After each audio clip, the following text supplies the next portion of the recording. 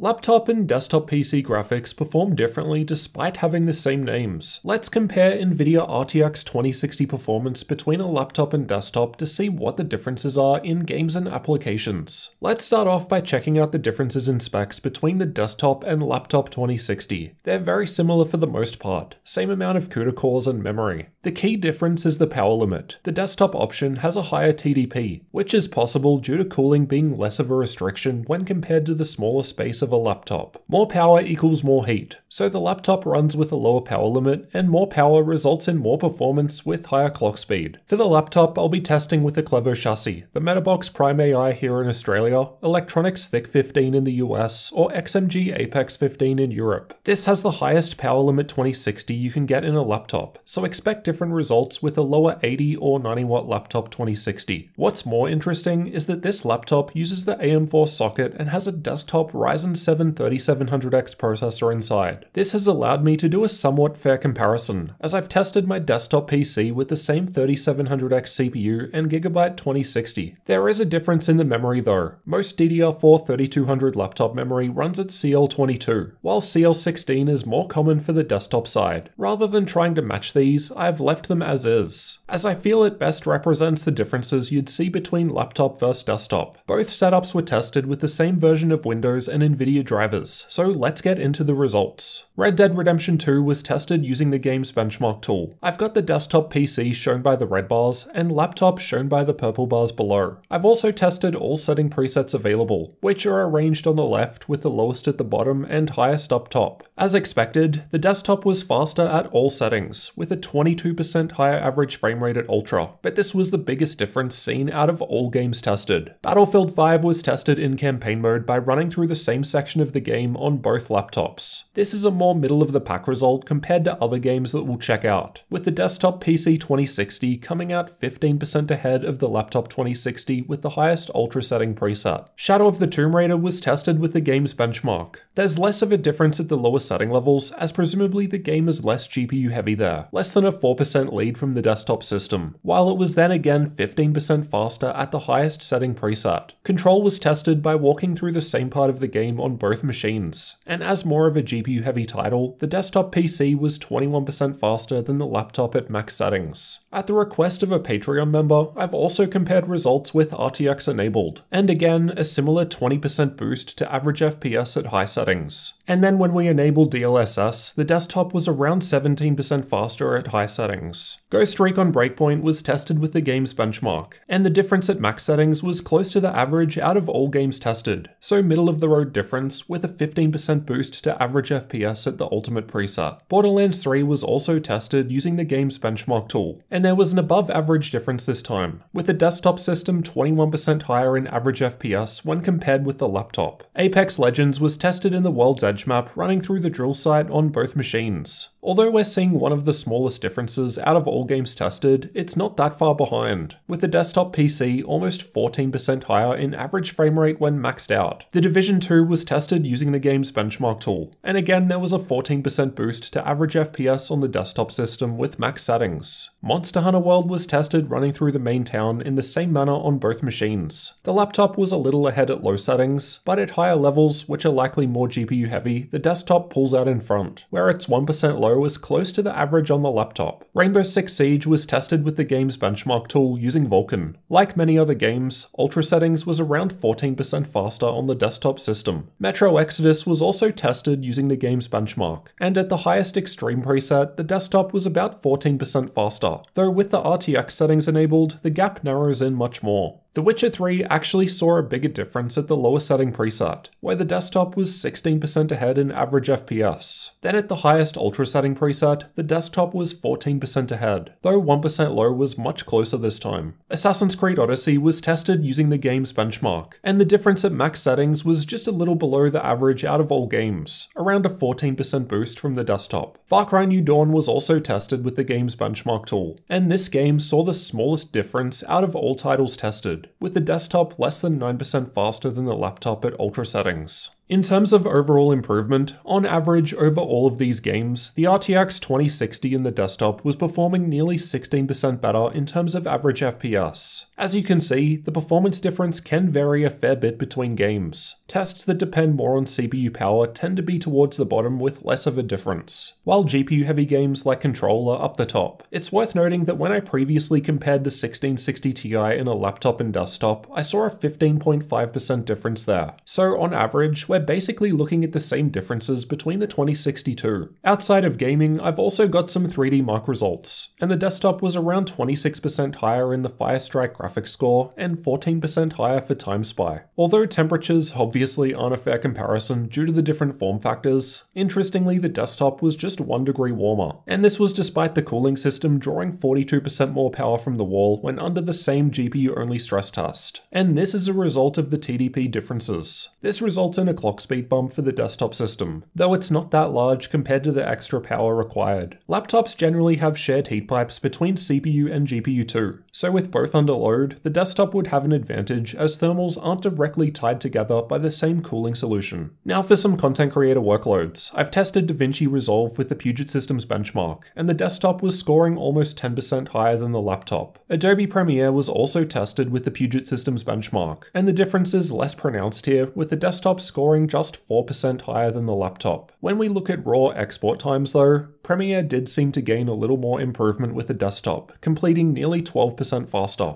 The Puget Systems test previously tests more than only export times, such as live playback and more, but either way, not a huge difference. SpecViewPerf tests out a number of professional 3D applications, and although results would vary based on the particular test, as expected, the desktop was ahead, although the difference could vary a fair bit depending on the specific workload. Prices are difficult to compare as a full desktop PC can be configured with a number of different options. And there are also a vast range of 2060 based laptops on the market. I'll leave some links to updated prices for both in the description. So then, which should you get? Laptop or desktop graphics? In the end, the question as to whether or not you need a laptop depends on how much you need portability. If you don't need portability, then build a better performing desktop PC for less money. You'll have more upgrade options in future too. If you need to take your machine with you, then a laptop is a better choice. For a lot of people, I think a 2060 in a laptop is plenty for most games and applications, and in most cases, the desktop wasn't all that far ahead, less than 16% better in games on average. There will be a bigger difference if looking at a laptop with 80 or 90 watt 2060,